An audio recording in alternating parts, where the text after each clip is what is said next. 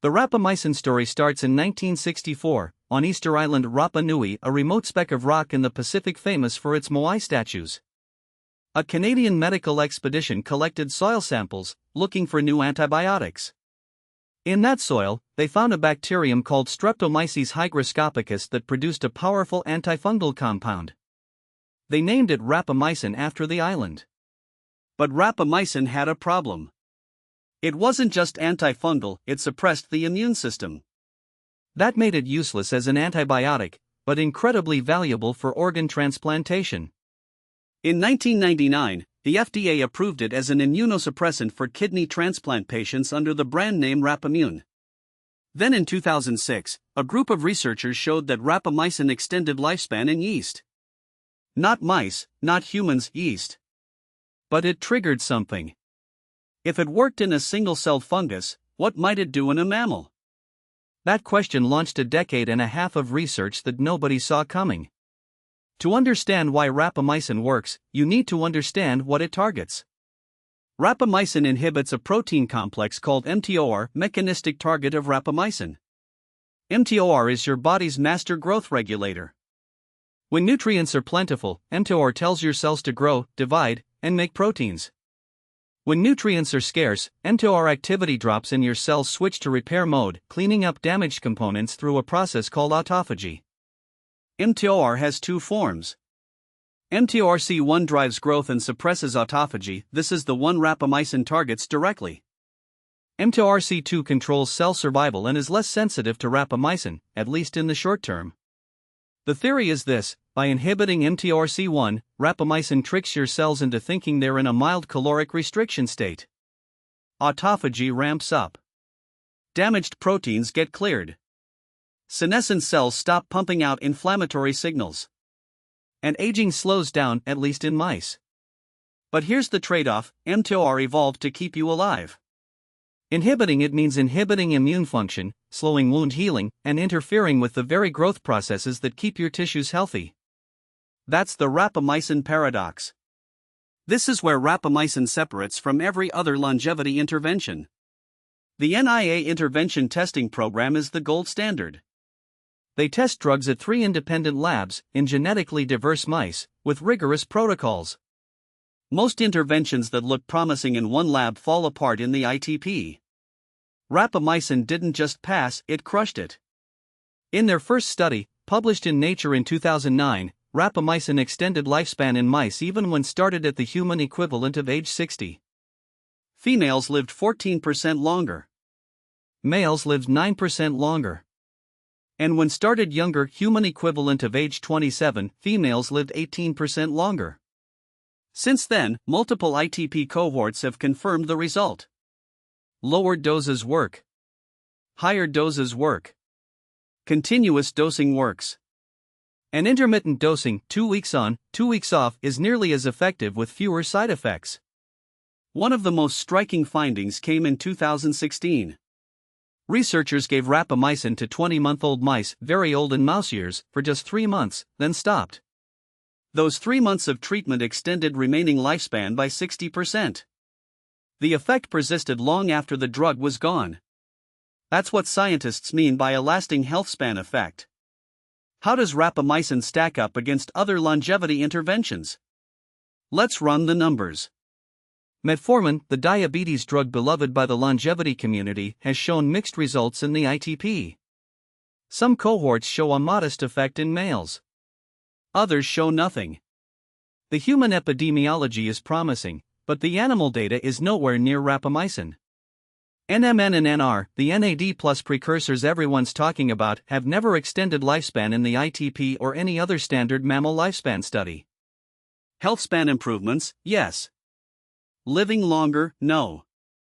Acarbose, a diabetes drug that blocks carbohydrate absorption, extends lifespan in male mice by 20%, but the effect in females is minimal. Sex-specific. 17-alpha-estradiol, an estrogen analog, works only in males. No one knows why. Rapamycin is the only intervention that consistently extends lifespan in both sexes, at multiple doses, started early or late. The animal evidence gap between rapamycin and everything else is not small, it's a canyon. Now for the part that matters: what do we know in humans? The best human data actually comes from transplant patients. People who take rapamycin for years after a kidney transplant have significantly fewer skin cancers compared to patients on other immunosuppressants. That's a real anti-aging signal. Cancer prevention is one of the hallmarks of slow aging. The Pearl trial at the University of Washington, led by Kaeberlein, put older adults on low-dose rapamycin 1 to 5 mg per week. The result, well tolerated, with trends toward improved immune function and physical performance. It was a small pilot, open-label, no placebo control, but it showed that low-dose rapamycin is feasible in healthy older people. The Everlast trial in 2014 used a rapamycin analog called everolimus and found that low doses improved vaccine response in the elderly. Higher doses caused side effects. The sweet spot was narrow. But here's the honest truth: there are no randomized controlled trials testing rapamycin for longevity in humans. The transplant data is observational. The Pearl trial was exploratory. We have strong mechanistic reasons to think it works, and the animal data is overwhelming, but human longevity data doesn't exist yet. Rapamycin is not a supplement. It's a prescription immunosuppressant with real side effects. Let's be honest about what they are. The most common complaint at longevity doses is mouth ulcers, aphthous-like sores that affect maybe 5 to 15% of people at low doses, and up to 60% at transplant doses.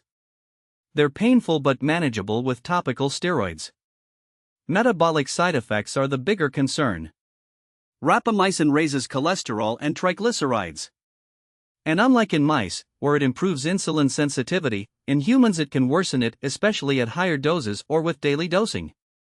This is known as the rodent-human paradox, and it's not fully understood.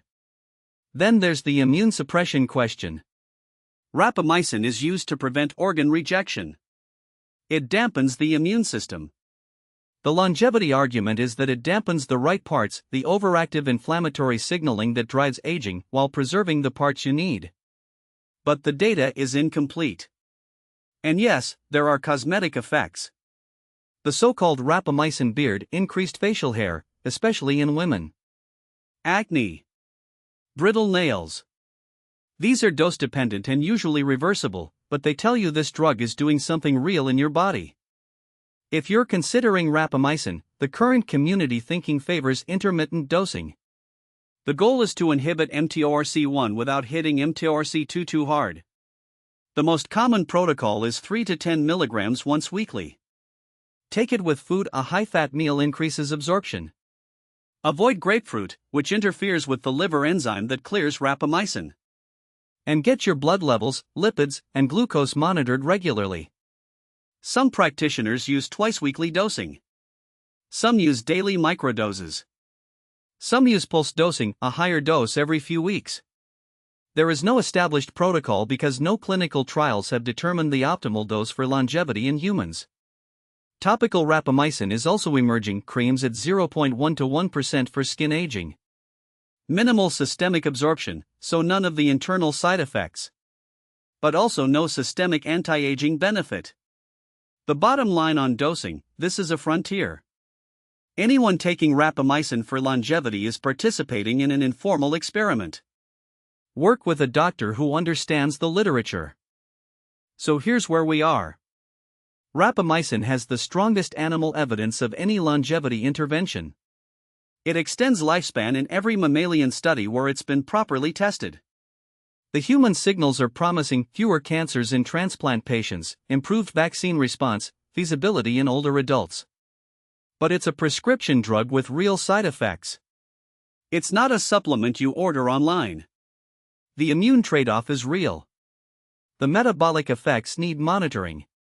And we don't have the human longevity trial that would settle the debate. For now, rapamycin is the best evidence we have, with the most caveats to go with it. That's where the science stands in 2026. If rapamycin interests you, do the reading, talk to a knowledgeable physician, and don't treat this like a casual supplement. Subscribe for more evidence-based longevity deep dives, and drop a comment. Are you watching Rapamycin research? I'd love to hear your take.